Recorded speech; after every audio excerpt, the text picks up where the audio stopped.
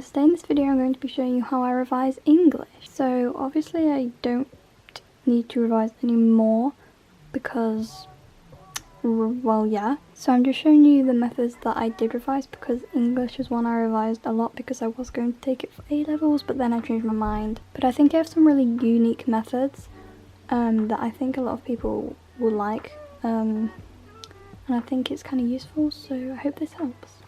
So I'm going to start off by saying I did AQA English, and I did Romeo and Juliet, and Inspector Calls and Jekyll and Hyde. So the first thing I want to talk about in this video is revision guides. So I recommend getting a revision guide for every single book, play, whatever you do. In my case, I got all three of these. They're all from CGP, which are definitely the best revision guide book sources out there, I think.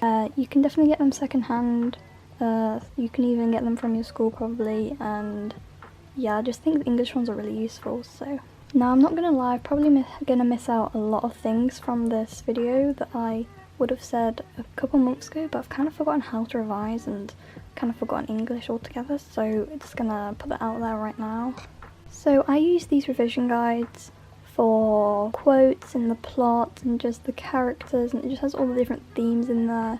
They're very helpful, and yep, sorry about the window glare.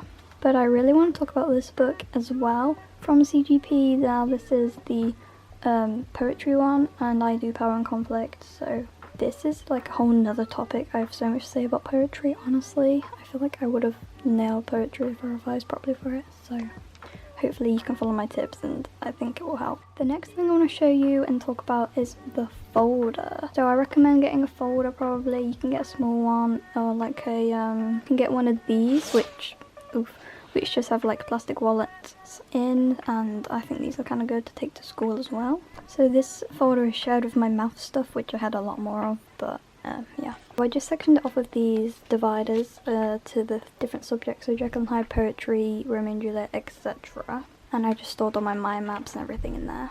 So later on in another video I'll probably do like a full-on folder like tour thing, and just like a complete revision supplies tour, so it goes through every single subject. So I won't go into like detail in this, but I'll just tell you like the things that are in it. So in my folder I mostly have resources that have been given by my teacher and that we've made in class that I just didn't care about because it didn't really work for me. It was just messy, it was just a class subject, but I kept it in case it has some details that I kind of wanted.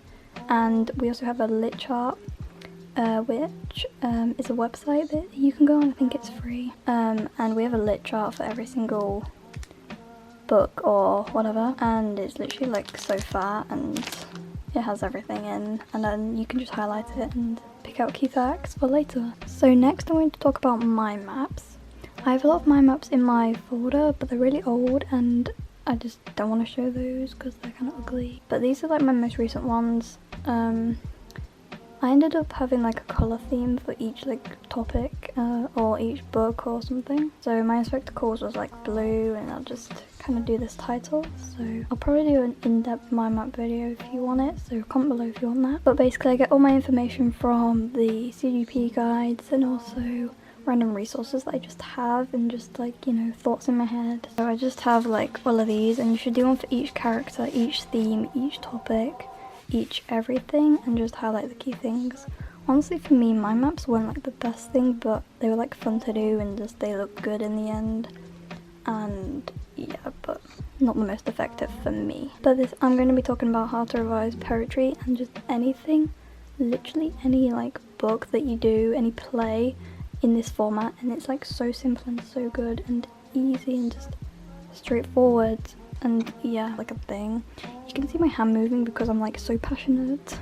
Now I feel like this worked for me, well, would have worked for me, and I love doing it, and it just looks like such a useful resource that I feel like I just want to tell everyone about. I mean, I don't know how well it actually did work. I feel like if I had more time to revise it before my mocks, then it would have definitely worked. So this is the first one I did. It's the poetry one. So I made like this Word document, and it has like title, author, themes, overview, context, key quotes, comparison quotes. and then in the corner I did like the rhyming scheme and everything, and then at the bottom I wrote the message. So it's literally just a simplistic form of the CGP guys, and just literally any resource you'll get given. It's so simplistic, and then you can turn this into the other sources, so the cue cards and just like another resource I'm about to show you. So I can do like an in-depth video of this, but I'm just showing you this is how I revise for English in general, so I don't really want to make this video completely long. For this I was going to do one for every poem, and I just put them in order of like the anthology. And then I expanded on this, and then I made one for an Inspector Calls, and you can make one for Jekyll and Hyde, Romeo and Juliet, Macbeth, whatever you do. And you can just condense it into this, so it can be like the character name. And yeah, I'll just show you an example of my other ones. So here's one I did for Eric Burling from an Inspector Call. So I just highlighted all the key quotes in this. I don't think these are as good as the poetry ones, but they're still definitely helpful and condensed. So just do one for every character. But yeah, this is the layout I use. So character, key quote, stage directions, character development, relationships, Priestley, who's the author or playwright, and there's a dog hair on there, so yeah. But yeah, if I had time I would have made literally all of these for every single subject I did in English. I could probably do this for a lot of other subjects as well, but I feel like it works best for English especially. I originally saw this idea actually from Olivia. I don't really watch her, but there's this one video I saw of hers, and she kind of did a similar thing to this, so I made my own version. And yeah, I think I've got in-depth like story highlight on my Instagram, which is linked in the description if you want to look at it. So it just shows you how I made it and everything. But so next thing I'm going to show is another poetry resource. As you can tell, I kind of wanted to be really good at poetry because we hadn't really done much of it, like revision for it, and I was kind of not confident with it, so we had a mock and it was pretty like important because it was the first poetry, what am I talking about? So, you know, I revised a lot. This was literally all in like 2 weeks work. So this is like a table poetry comparison that I made. I wrote all the poems in the anthology in order because I'm organized, and then I wrote the poems next to it that I would compare it to. So when like the question comes up in the test, it will be like, it will show you Ozymandias and then and it'll say one other poem, and you will just know your other poem. And then I wrote my 3 main important quotes, and then my like main important quotes. And then I think I changed it to like 1 quote per thing because I ran out of ideas, / there wasn't enough quotes, / I was lazy. But as long as you have at least 1 quote, and you kind of like learn the quotes as you do these and you do these, because they all kind of compare to each other because that's how it was made. It's kind of complicated if you don't like actually read this, but I'm not really kind of telling you how to do this. I'm just showing you, it's like a table comparing the quotes. So basically just learn the main quotes which compare to each other, and you don't really need to learn the quotes, you just need to know the important ones that can compare to each other. So yeah, that's why these come in handy together, and you can like expand off them. As you can tell, I definitely didn't finish it, but I would have done if I had time. Next thing I'm going to talk about is cue cards. So I'll talk about in the spectacles and like all the books first, and then poetry next. So I didn't really make cue cards or whatever they're called, because they didn't help me so much, but you know, they were easy to do and whatever. So I would just write the name on the front apparently, I don't really remember doing this, and then you would just write all the quotes on the back. Another way I did this was I had like a little piece of paper and like a rip-off note thing, like a little tiny thing, and I would just write down all the quotes I could remember from my sources that I'd already made. Yeah, do that for each character, and then like you can go to school and just like before the thing you can just like look and just remind yourself.